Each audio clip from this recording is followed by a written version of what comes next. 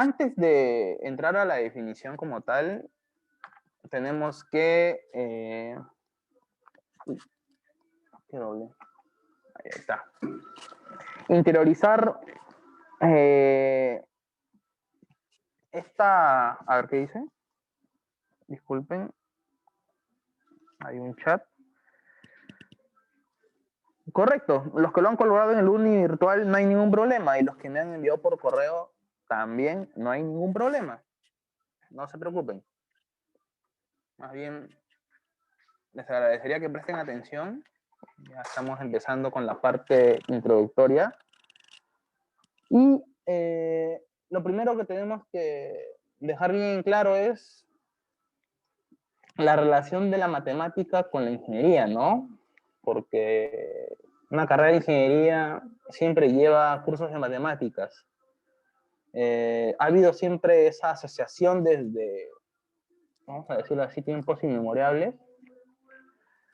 Y de alguna manera, pues, es la asociación que se le da, vamos a decirlo así, de forma común, de forma sencilla, cuando se quiere hablar de ingeniería. Ingeniería igual, matemáticas. Otras carreras, letras. O sea, de forma sencilla se les relaciona así, ¿no? Como dice la presentación, la matemática era una herramienta para formular problemas de manera precisa y solucionarlos. O sea, esto es cierto, en el sentido de que la matemática cumplía un objetivo y un fin. En este caso, obtener el resultado y das la solución a un problema en específico, ¿no? Ese es el fin de la matemática. No iba más allá. Sin embargo, al día de hoy, no. La matemática ya es, ¿cómo se puede decir? Ya no está sirviendo como un fin, sino está sirviendo como un medio. Un medio para poder iniciar algo más complejo. En este caso, nuevos métodos de solución a problemas de tipo ingenieril, o sea, propios de la ingeniería, ¿no? Y es aquí donde entran las matemáticas actuariales. Vamos a ver que las matemáticas actuariales al final son un medio para poder dar inicio a un problema mucho mayor o más, vamos a decirlo así, más complejo. Bueno, las matemáticas permiten lo que ustedes ven ahí, asociar patrones, igualdades, desigualdades y relaciones, localizarse en tiempo, contexto, espacio, asociar problemas con modelos estadísticos y probabilísticos y poner a prueba el razonamiento lógico. Esa es la concepción tradicional que se tiene de la matemática, ¿no? Sin embargo, en el campo de la ingeniería ya se hace algo más específico, vamos a decirlo así. Por ejemplo, si se quiere usar modelización, lo que mencionaban algunos de sus compañeros cuando se presentaron, el uso de modelos matemáticos, lógicamente se requieren diversas estructuras, ecuaciones, fórmulas matemáticas ya establecidas, que en muchos casos se tienen que demostrar, o son demostrables, por decirlo así. Entonces, para ello, ya tenemos que llevarlo a un hecho práctico, a un hecho que se ve en la vida real. Un ejemplo, si yo quiero, por ejemplo, determinar cuántas personas de 80 años dentro de un grupo poblacional que tiene edades de 0 a 99 años, ¿cuántas personas de 80 años son probables a fallecer al año siguiente? Entonces ya voy a tener que utilizar un modelo matemático que me permita a mí estimar esa probabilidad de fallecimiento de ese grupo de personas. Entonces, por ejemplo, para poner un caso, ¿no? Uso la matemática, pero ya el resultado no queda ahí, sino el resultado, en este caso, me permite a mí generarle una interpretación, y eso es lo que vamos a ver a lo largo del curso, la interpretación de cada resultado que se obtenga de un ejercicio práctico. Y bueno, la simulación por computadora, bueno, es algo que de alguna manera se está llevando también muy a menudo, ¿no? Entonces, ahora ya podemos hablar propiamente del curso, matemáticas actuariales. Pero hay otra pregunta. matemática financiera y matemática actuarial serán lo mismo. Ahí sí quisiera escucharlos. A ver, ¿qué dicen ustedes? Quien participe simplemente se le escucha. Por favor, adelante.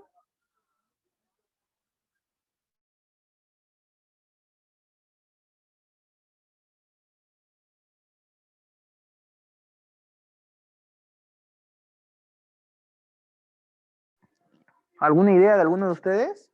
¿Qué vemos en matemáticas financieras que no veríamos en matemáticas actuariales? ¿Quién puede responder?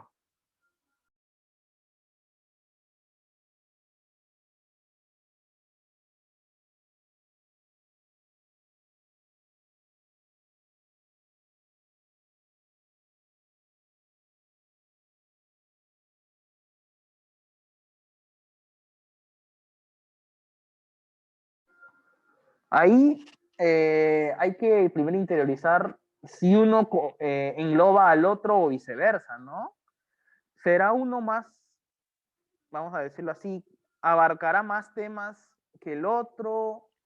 ¿O compartirán temas en común?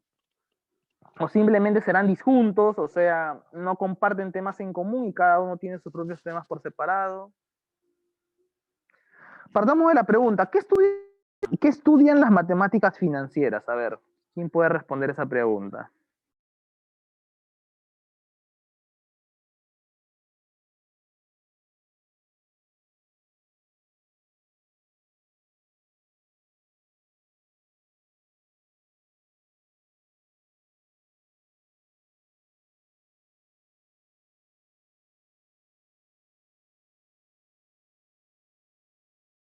Profesor, se me viene a la mente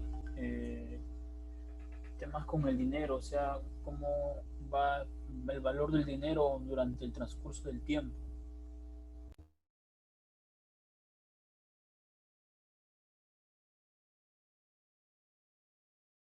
Ingeniero, a mí se me viene a la mente más el tema de los intereses, el movimiento del dinero, más o menos así.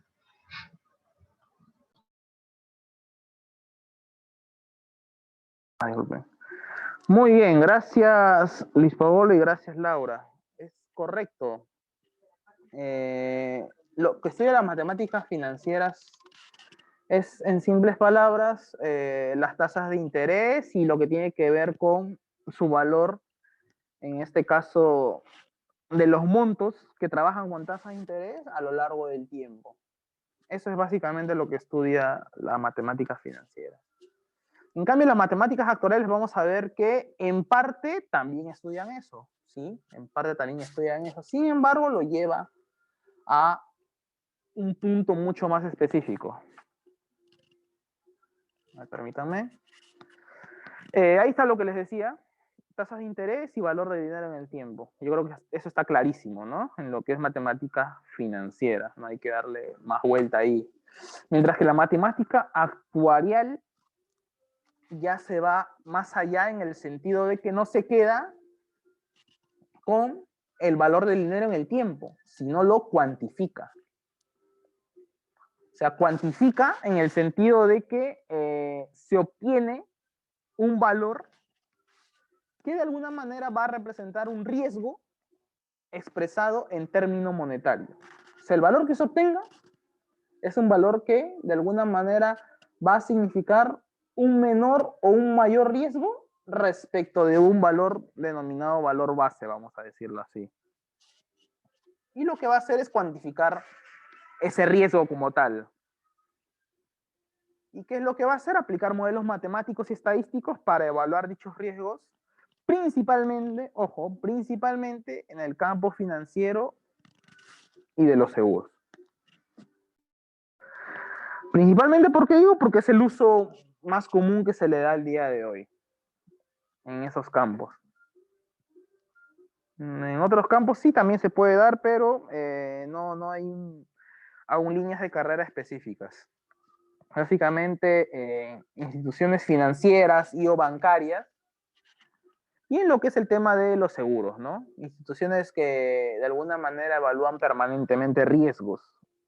asociados ya sea a las personas o a bienes. Bienes tangibles o bienes intangibles. Entonces, ahí es donde entra el campo de la matemática actuarial. Estudiar los riesgos cuantitativamente para expresarlos en términos monetarios. Esa es la finalidad en este caso de la matemática actuarial. Y como parte final, no puede anular o eliminar riesgos porque como el riesgo se va a expresar en términos monetarios, no hay forma de obtener un valor cero. O sea, siempre se va a obtener un valor de dinero en el sentido de que se mantiene la perspectiva del valor del dinero en el tiempo. O sea, si es que al día de hoy yo tengo una cantidad determinada de dinero, $1.000, $10.000, $100.000, ese dinero con el tiempo no puede generar un retorno de $0, por ejemplo, es imposible. O sea, podría generar un retorno mínimo, pero jamás va a ser cero ese valor. Por eso es que, como ese valor en el tiempo está asociado a una cantidad monetaria, esa cantidad monetaria estamos ya por lo explicado, indicando que no puede ser cero. Por lo tanto, el riesgo tampoco puede ser cero. Es por eso que ahí está la explicación del por qué no se puede anular o eliminar un riesgo, a diferencia de lo que hemos recibido en nuestro curso de Ingeniería de Seguridad 1 o 2, que nos habla de la famosa jerarquía de controles, ¿no? La jerarquía de controles parte de la eliminación de riesgos, o sea que tenemos que eliminar en la medida de lo posible los riesgos inherentes a un peligro de una actividad, proceso, labor, tarea establecida dentro de un centro o puesto de trabajo. Te habla de la eliminación y todos los demás controles que le siguen. Sin embargo, el primero es la eliminación. Y esto de alguna manera no calza en el campo de estudio de la matemática actuarial. Aquí no se pueden eliminar o anular riesgos. El riesgo simplemente o se traslada o pierde o aumenta su valor. O sea, se puede minimizar, sí, el riesgo se puede hacer menor, pero no se hace cero. ¿Ya? Ahora vamos a sustentar también eso con otra definición. Entonces, la matemática actuarial, para poder evaluar cuantitativamente los riesgos, no lo va a hacer por su propia cuenta, sino se va a apoyar de, vamos a decirlo de esta manera, materias relacionadas, siendo una de estas la estadística. Y la estadística es una materia indispensable no solo para la matemática actuarial, sino para diferentes ingenierías que utilizan constantemente la experimentación. La experimentación, de alguna manera, es hacer uso de una prueba lógica, ¿no? Una hipótesis planteada, darle un valor sí o no, si se va a cumplir o no esa hipótesis, y dependiendo del resultado,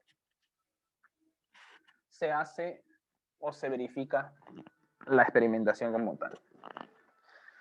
Y se tiene que tener conocimientos, te dice, de estadística descriptiva y probabilidad. O sea, conocimientos que se han adquirido en los semestres de los primeros ciclos, ¿no? Y para ello es necesario también conocer de cálculo integral y diferencial, ¿no? Si se acordarán ustedes, cuando hablamos de las diferentes funciones de probabilidad, en lo que es en su curso de bioestadística, teníamos que hacer uso de cálculo integral y diferencial, porque las probabilidades, en este caso, y también ha sido pregunta de su prueba de entrada, están asociadas a variables. Variables, en este caso, aleatorias, continuas y discretas. Y una de ellas es la que está relacionada al cálculo integral y diferencial. ¿Cuál creen ustedes que es de esas dos variables las que están relacionadas al cálculo integral y diferencial?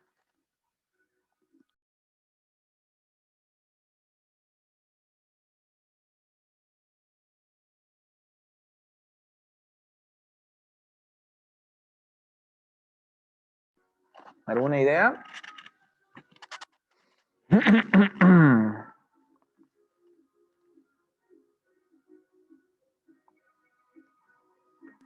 Las variables continuas, profesor.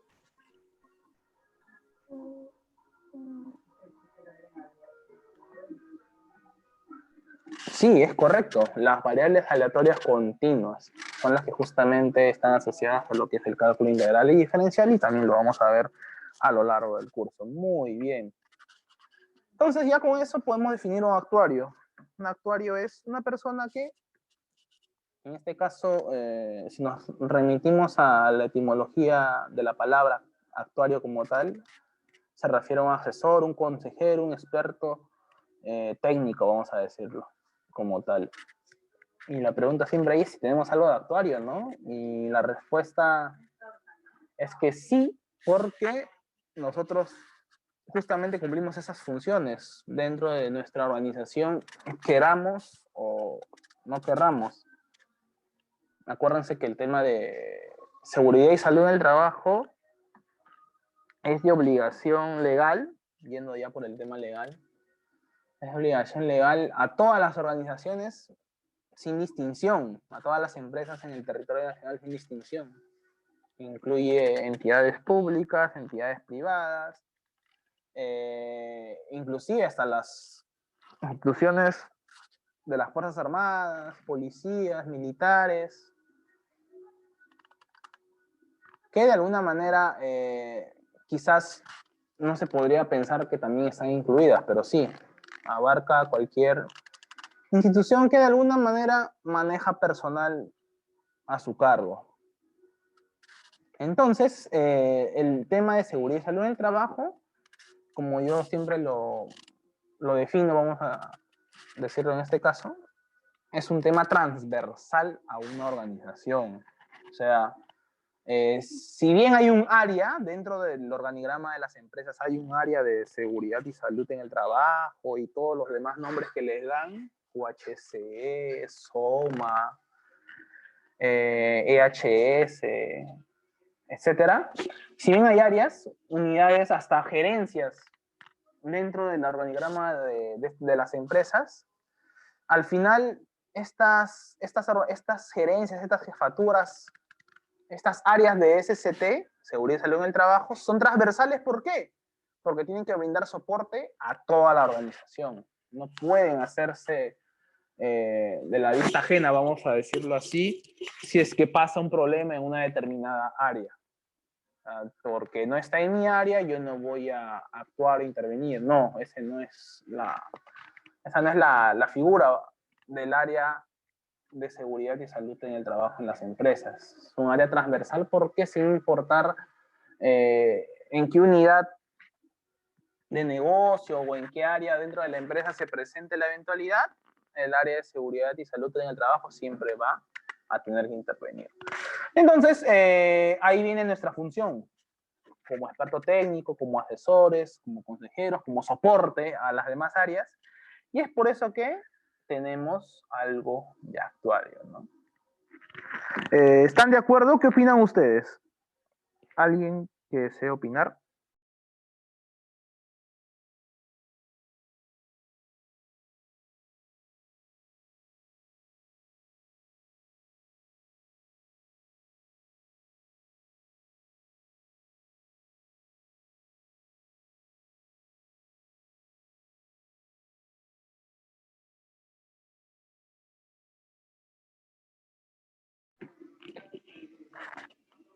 Ok.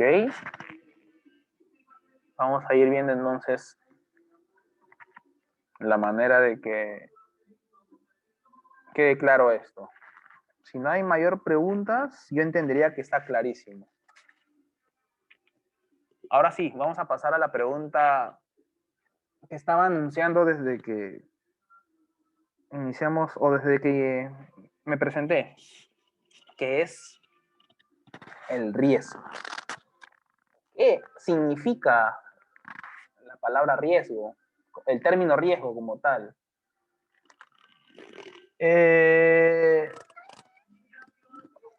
Para el común de la gente, bueno, ahí está la definición, ¿no? Riesgo es posibilidad de perder. pero como se verá a lo largo del curso, también implica ganar.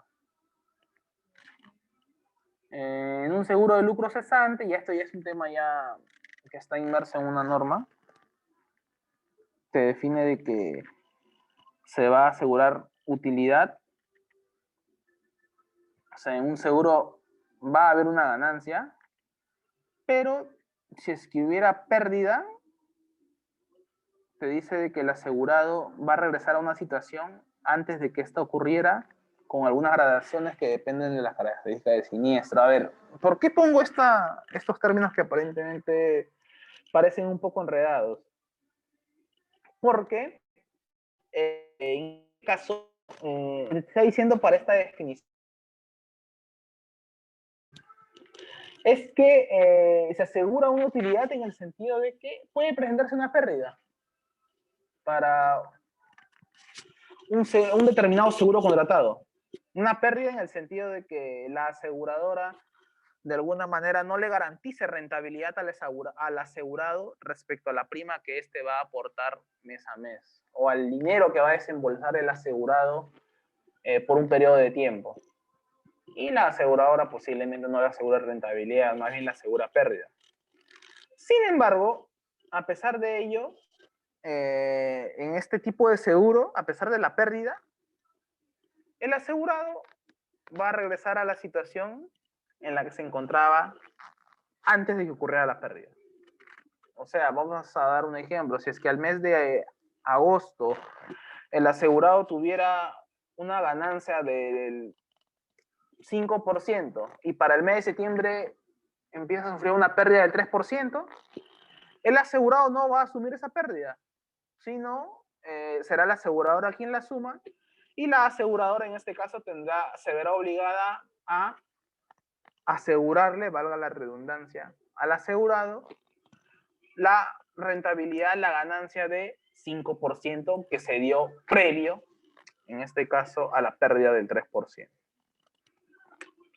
Y esto de alguna manera, si bien se podría decir que es una situación de riesgo para la aseguradora, se termina convirtiendo en un riesgo positivo para el asegurado. Ahí ya vamos a ir viendo de que el riesgo va a depender de la percepción del ente interviniente en una operación de seguros. O sea, puede haber un riesgo negativo para una de las partes y eso significaría un riesgo positivo para la otra parte interviniente. ¿Ya? Vamos a ir adelantando eso como una primera idea. Estas son las definiciones tradicionales que ustedes deben haber recibido a lo largo de los cursos de Ingeniería de Seguridad. OSAS te habla de una combinación de probabilidad por severidad y el reglamento de la Ley de Seguridad y Salud en el Trabajo te habla de también una probabilidad de que un peligro se materialice. Son definiciones tradicionales que de alguna manera en el campo de la seguridad y salud en el trabajo sí son aplicables como tal. Sin embargo, para efectos del curso tenemos que ir un poco más allá. No nos podemos quedar con estas definiciones. Si bien son definiciones legales, la definición más completa es la que nos brinda la ISO 31000, que dice que el riesgo es el efecto de la incertidumbre en la consecución de los objetivos. Cuando se refiere a incertidumbre, te dice que puede que nunca ocurra. Hay una posibilidad ahí. En la consecución de los objetivos se hace referencia a que tiene que gestionarse. Porque, en efecto, o sea, hay un riesgo. Que hay un riesgo primero.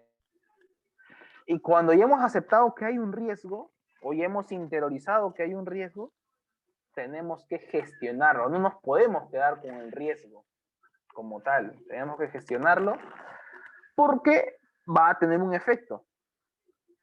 Y depende de esa gestión, es que ese riesgo va a tener un efecto positivo o negativo. De eso va a depender. Y el efecto hace referencia a objetivos. Termina con la palabra objetivos. ¿Por qué? Porque este efecto se va a dar en base a objetivos establecidos, fijados. Como ustedes saben, en un sistema de gestión de la seguridad y salud en el trabajo, se plantean objetivos dentro de un plan. Dentro de lo que se denomina plan de seguridad y salud en el trabajo se establecen objetivos. Y estos objetivos, a lo largo de un periodo, van a ir evaluándose. Si es que se están cumpliendo, si es que se está por encima de ellos, si es que se está por debajo. Y eso, lógicamente, tiene un efecto, un impacto en la gestión. Entonces, ese impacto, de alguna manera, va a advertir la presencia de un riesgo positivo o un riesgo negativo. Eso es a lo que se quiere llegar. Ahí viene nuestra labor como futuros ingenieros de higiene. Acá hay una pregunta y la voy a responder. La ISO 31000, ¿de qué trata? ¿Se enfoca en los riesgos? Es correcto. La ISO 31000 habla sobre la gestión del riesgo como tal. No te dice riesgo en seguridad y salud, riesgo de medio ambiente, no. Te habla de gestión del riesgo como tal.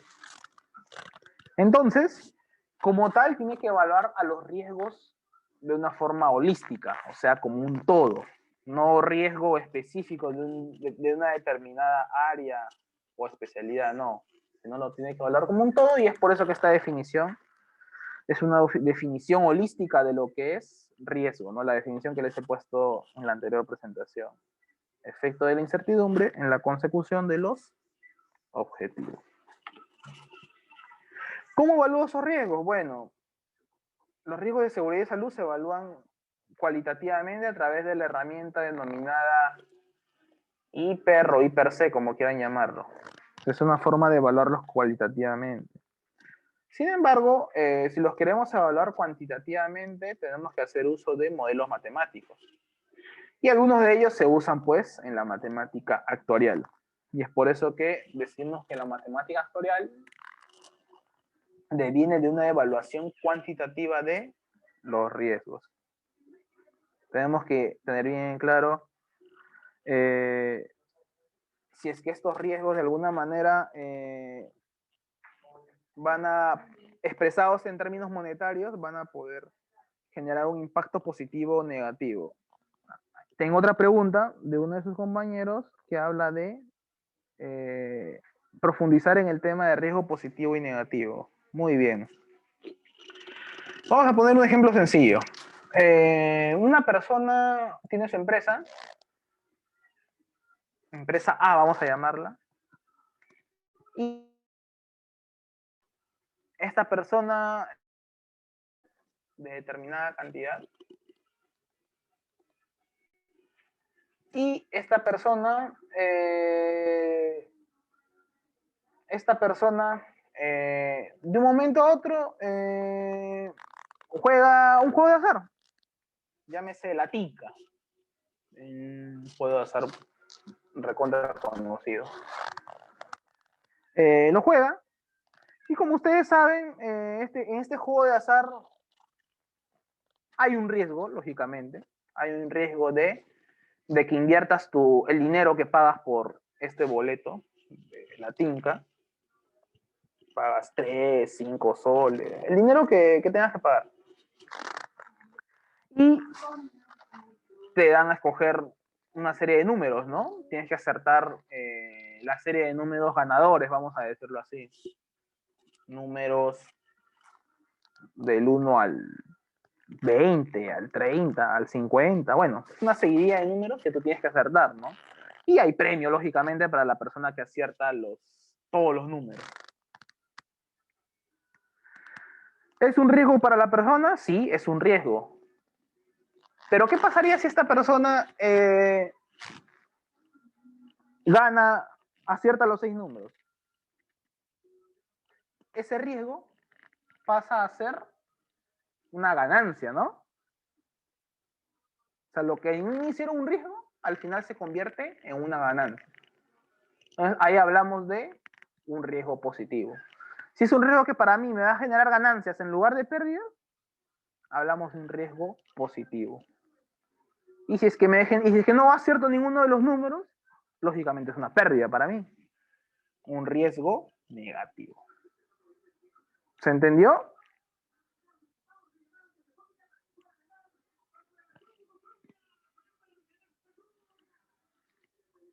Muy bien.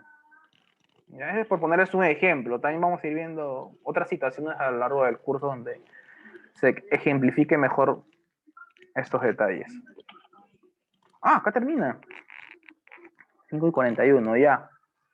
Falta explicar ahí un detallito sobre el tema de la evaluación de riesgos o las clases de riesgos. Me parece que eso se explica ya en el tema de seguros, de lo que es definición de seguros, clases de riesgos. Pero al menos como clase introductoria, esta es la primera parte. ¿Ya? La idea es que ustedes tengan bien claro de qué trata el curso. Ya hemos ejemplificado con esta presentación de que el curso trata sobre, en simples palabras, evaluación cuantitativa de riesgos expresadas en términos monetarios y enfocado principalmente al campo de los seguros. Principalmente. Eso es lo que estudia la matemática actuarial. A lo largo del curso vamos a ir viendo todo el tema de lo que es la definición de seguros.